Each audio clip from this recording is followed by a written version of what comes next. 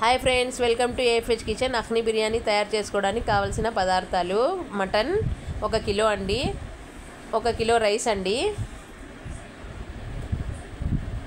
2 table స్పూన్లు అల్లం వెల్లుల్లి కొత్తిమీర మసాలా అండి, ధనియాల పొడి, బిర్యానీ మసాలా, ఉప్పు, పసుపు, కారం, కస్తూరి మేథి, టమోటా, పచ్చిమిర్చి, ఉల్లిపాయ ముక్కలు, అలానే పుదీనా కూడా అండి. ఇక్కడ చూడండి,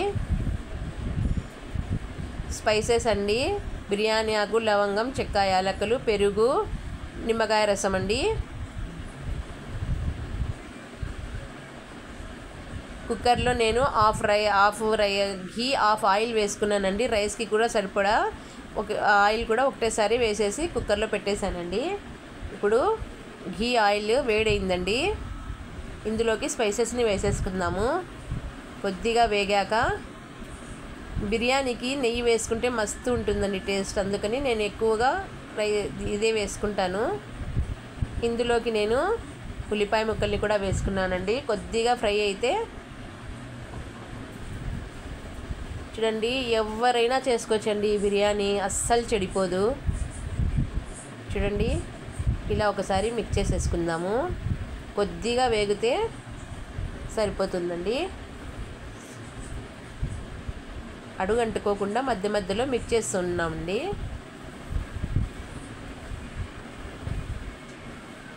ఇప్పుడు ఇందులోకి మనము పచ్చిమిర్చి వేసి ఒకసారి దీన్ని కూడా మిక్స్ చేసుకుందామండి. అలానే కస్తూరి మేథి కూడా వేద్దామండి.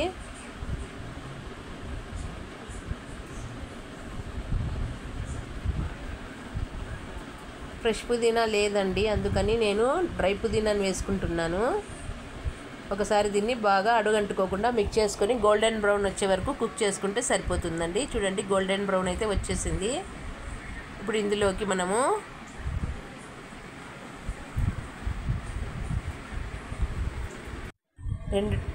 రెండు టేబుల్ స్పూన్ల అల్లం వెల్లుల్లి మసాలా వేసుకోవాలండి.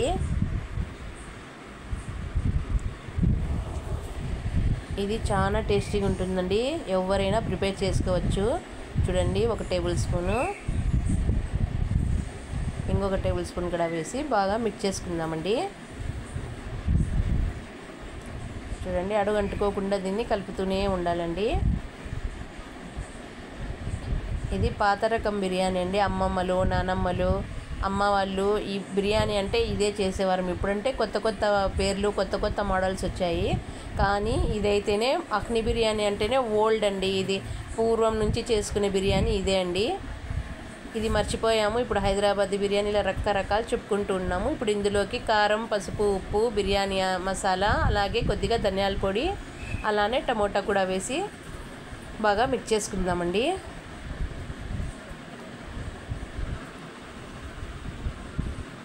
చూడండి, అడుగంటుకోకుండా మనం వీటిని మిక్స్ చేసుకుంటూ ఉండాలండి. పచ్చివాసన పోయేంత వరకు మిక్స్ చేసుకోవాలండి.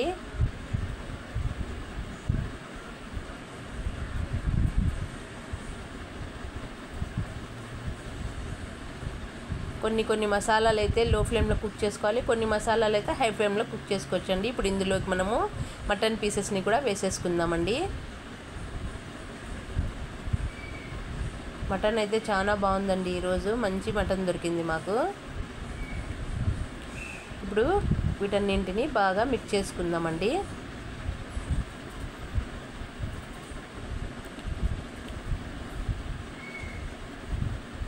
పీసెస్కి అయితే మసాలా బాగా పట్టే విధంగా మనము బాగా కలుపుకోవాలండి.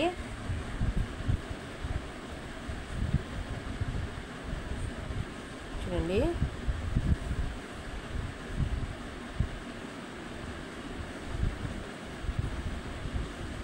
దీంట్లోకి కొంచెం వాటర్ వేసుకుందామండి. పెరుగు సారీ అండి, పెరుగు కూడా వేసి బాగా మిక్స్ చేసుకుందామండి. కొద్దిగా నిమ్మరసం కూడా వేసి అన్నింటినీ బాగా మిక్స్ చేసుకుందామండి.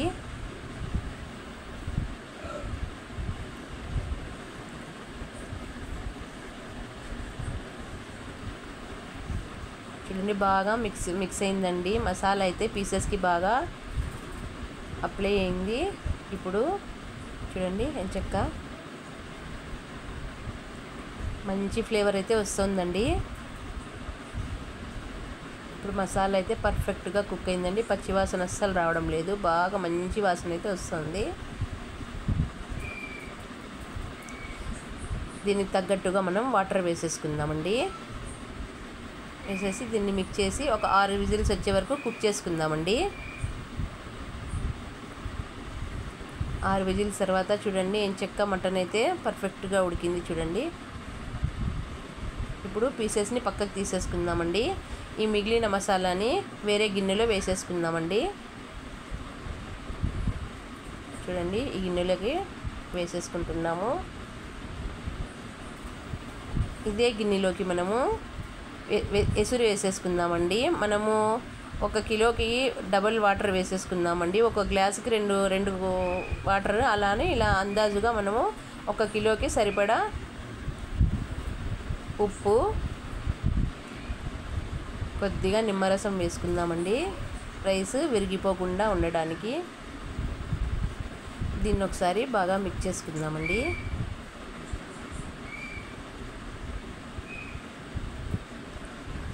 చూడండి ఎసురు ఎంత బాగా వచ్చిందో.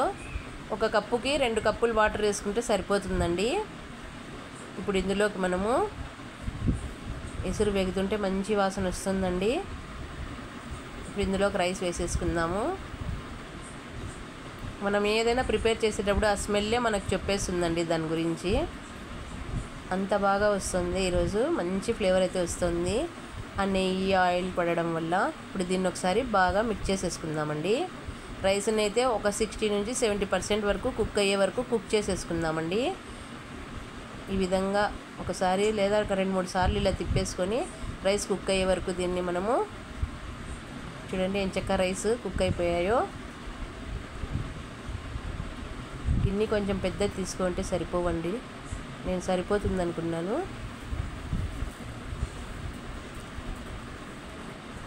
చూడండి రైస్ అయితే ఎంచక్క ఇలా కుక్ అవుతుందో. 60% నుంచి 70% దగ్గరలో ఉందండి. ఇప్పుడు ఇందులో మనం ముందుగా పక్కకు తీసుకున్న మటన్ పీసెస్ని అన్నింటినీ వేసేసుకుందామండి. చాలా వేడిగా ఉందండి.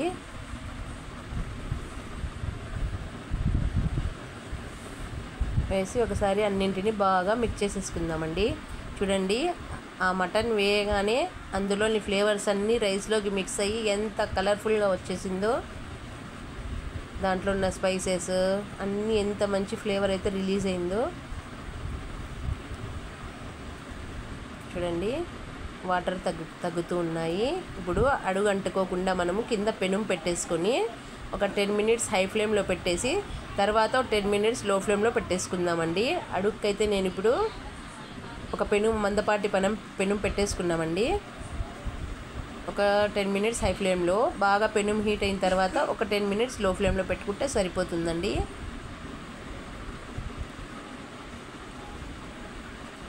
చూడండి ఇప్పుడు హీట్ అయింది పెనుము, అందుకని లో ఫ్లేమ్లో పెట్టి కుక్ చేసినాను. చూడండి ఎంత పర్ఫెక్ట్గా ఉడికిందో బిర్యానీ. దీన్ని సర్వింగ్ బౌల్లోకి తీసుకుందామండి, సర్వింగ్ ప్లేట్లోకి.